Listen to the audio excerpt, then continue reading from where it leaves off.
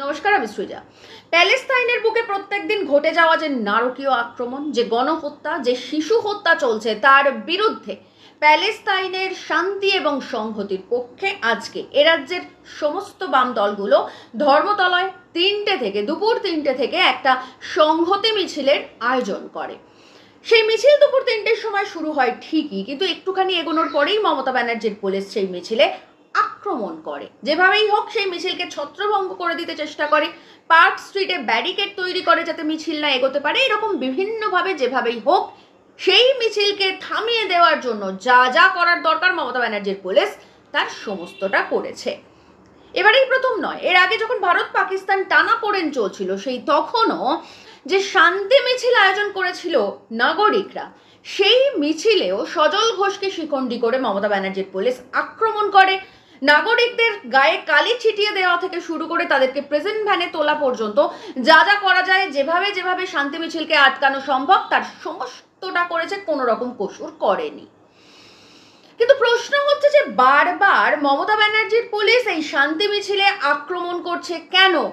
বারবার ধরে এই শান্তি মিছিলকে আটকে দিতে চাইছে কেন? আর এখানেই উঠছে প্রশ্ন, কেন করতে চাইছে তারা? এই বিষয়টা নিয়ে অবশ্যই আমরা একটুখানি কথা বলবো, আমরা বুঝতে চেষ্টা করব। কিন্তু তার আগে আসুন একবার চোখ রাখি কেমন ভাবে শুরু হয়েছিল আজকে এই প্যালেস্তাইনের পক্ষের শান্তি মিছিল।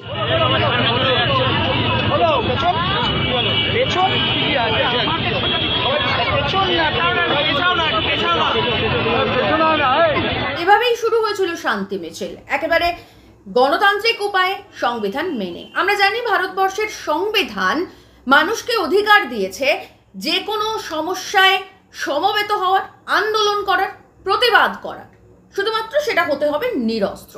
কিন্তু আজকে যে মিছিল হয়েছিল সেখানে বাম দলের যারা উপস্থিত ছিলেন বা অন্যান্য সাধারণ মানুষ, সাধারণ নাগরিক যারা উপস্থিত ছিলেন, তাদের কারোর হাতে কোনো অস্ত্র ছিল না। সেক্ষেত্রে সাধারণ নিরস্ত্র মানুষ যদি সমবেত হয়ে কোনো কিছুর প্রতিবাদ করেন তাহলে সেটাকে কেন আটকে দিতে চাইবে পুলিশ? আর এখানেই উঠছে প্রশ্ন, ঠিক কিভাবে আটকানো হলো মিছিল কিছু দূর চলার পরেই? আসুন সেই চিত্রও একবার দেখি।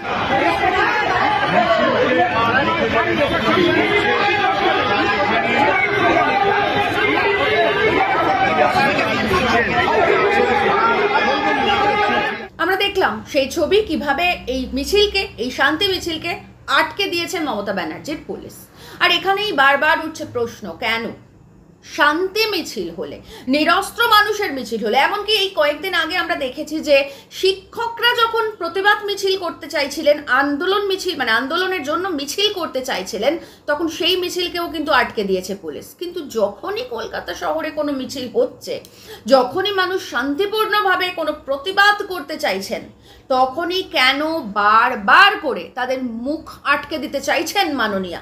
এইখানেই উঠছে প্রশ্ন। এমনকি আমরা এবছর বইমেলাতে যে সমস্ত মাঠে শিল্পীদের দেখতাম যে বসে থাকতেন, তারা বিভিন্ন গান বাঁধতেন, বিভিন্ন সুর তুলতেন, এমনকি সেই শিল্পীদের পর্যন্ত ওই মাঠে বসতে দেওয়া হয়নি।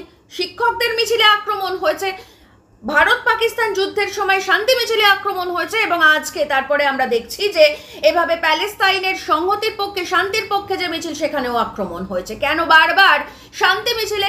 কেন মানুষের সাংবিধানিক অধিকারে, কেন মানুষের গণতান্ত্রিক পদ্ধতিতে যে আন্দোলন, যে প্রতিবাদ, সেখানে বারবার করে হাত দেবে প্রশাসন? কেন এত বেশি ফ্যাসিবাদী কায়দায় আক্রমণ করা হবে সাধারণ মানুষকে? কেন মানুষের প্রতিবাদী কণ্ঠস্বর বারবার আটকানোর চেষ্টা করছেন মমতা ব্যানার্জি? আর এইখানেই যে প্রশ্ন, সেটা হচ্ছে যে আমরা দেখেছিলাম যে এআইসিসিটিইউ এর যে সম্মেলন ছিল দিল্লিতে, সেই সম্মেলনে তারা একটা প্যালেস্তাইনের পক্ষে গেট বানিয়েছিলেন, সেই গেটকে দিল্লি পুলিশ ভেঙে দিয়েছিল। অর্থাৎ সেক্ষেত্রে বোঝা যাচ্ছে যে দিল্লি, অর্থাৎ এই মুহূর্তে দাঁড়িয়ে আমরা জানি দিল্লি শাসন করছে বিজেপি, অর্থাৎ বিজেপির স্ট্যান্ড আমরা জানি, বিজেপির স্ট্যান্ড এর বাইরে কিছু হওয়া সম্ভব নয়, সেটাও আমরা জানি। কারণ ইসরায়েলের সঙ্গে আদানি গোষ্ঠীর, আদানি এন্টারপ্রাইজের পোর্ট সহ বিভিন্ন ব্যবসা রয়েছে, আর আদানির যেখানে স্বার্থ জড়িয়ে রয়েছে সেখানে যে বিজেপি বা মোদিজি সেই স্বার্থ রক্ষা করতে যা খুশি তাই করতে পারেন, আমরা এটা প্রথম দেখছি না, এর আগেও একাধিকবার দেখেছি। তো সেক্ষেত্রে তারা এআইসিসিটিইউ এর যে সম্মেলন, সেখানে যে দিল্লিতে গেট, সেটা ভেঙে দিয়েছে, মানা যায়, কারণ এখন দিল্লিটা পুরোপুরি বিজেপির কন্ট্রোলে। বিজেপি মানে সদ্য ক্ষমতায় এসছে এবং আসার পরে যা যা রুলিং করা যায়, বুলডোজ করে বাড়ি ভাঙা যায়, মন্দির ভাঙা যায়, মাছের ব্যবসা তুলে দেওয়া যায়, যা যা করা যায় সব কিছু করছে বিজেপির স্ট্যান্ড পয়েন্ট, তাও বোঝা যাচ্ছে। কিন্তু মমতা ব্যানার্জি কেন এটা করবেন? ভারতবর্ষ তো প্রথম থেকে প্যালেস্তাইনের পক্ষে, এই কিছু কয়েক মাস আগে জাতিসংঘে পর্যন্ত প্যালেস্তাইনের পক্ষে ভোট দিয়েছে আমাদের দেশ, ভারত সরকার। তাহলে সেক্ষেত্রে বারবার করে কেন নিরস্ত্র মানুষের কণ্ঠস্বরকে রোধ করতে চাইছেন মমতা? এ বিষয়ে কি বলছেন বামফ্রন্ট চেয়ারম্যান বিমান বসু? আসুন একবার শুনে নি। আপনারা দেখতে পাচ্ছেন, আমি খবরটা পেয়েছিলাম, কমরেড মোহাম্মদ সেলিম আমাকে বলেন যে পার্ক স্ট্রিটের ওখানে পুলিশ ব্যারিকেড করে রেখেছে। আমরা নিজেরা এই ব্যাপারেতে পারস্পরিক বোঝাপড়া এরকম ছিল যে আমরা আইন অমান্য করার জন্য এই কর্মসূচি করছি না। আমরা এই কর্মসূচি করছি মার্কিন সাম্রাজ্যবাদের বিরুদ্ধে, তাদেরকে খুঁটি হিসাবে ধরে ইসরায়েল অর্থাৎ মেরা লড়ে খুঁটির জোরে যেভাবে চলছে তার বিরুদ্ধে আমরা প্রতিবাদ মুখর হব। আমরা শুনলাম বিমান বসুর বক্তব্য। আবারও বলছি, যে কোনো বিষয় গণতান্ত্রিক পদ্ধতিতে প্রতিবাদ করা, আন্দোলন করা, মিছিল করা মানুষের সাংবিধানিক অধিকার। সেই অধিকারকে গোটা ভারতবর্ষের কেউ কেড়ে নিতে পারে না, কোনো শাসক কেড়ে নিতে পারে না। কেন মমতা ব্যানার্জি বারবার ধরে মানুষের স্বাধীন কথা বলার মতামতকে কেন বারবার আক্রমণ করতে চাইছেন, এটা ভেবে দেখার সময় এসেছে।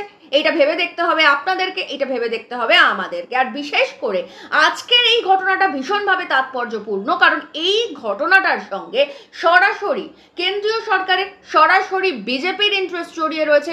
আদানিকে রক্ষা করা, ইসরায়েলকে রক্ষা করা এই মুহূর্তে দাঁড়িয়ে বিজেপির প্রোপাগান্ডা, আর তাকে সরাসরি মদত দিচ্ছেন মমতা ব্যানার্জি। আপনারা যারা এখনো পর্যন্ত মনে করেন যে এ রাজ্যে বিজেপিকে আটকাতে মমতা ব্যানার্জিকে ভোট দিতে হবে, বিজেপিকে আটকাতে তৃণমূল কংগ্রেসকে ক্ষমতায় আনতে হবে, আজকে এই ঘটনার পর আশা করি একটু ভেবে দেখবেন।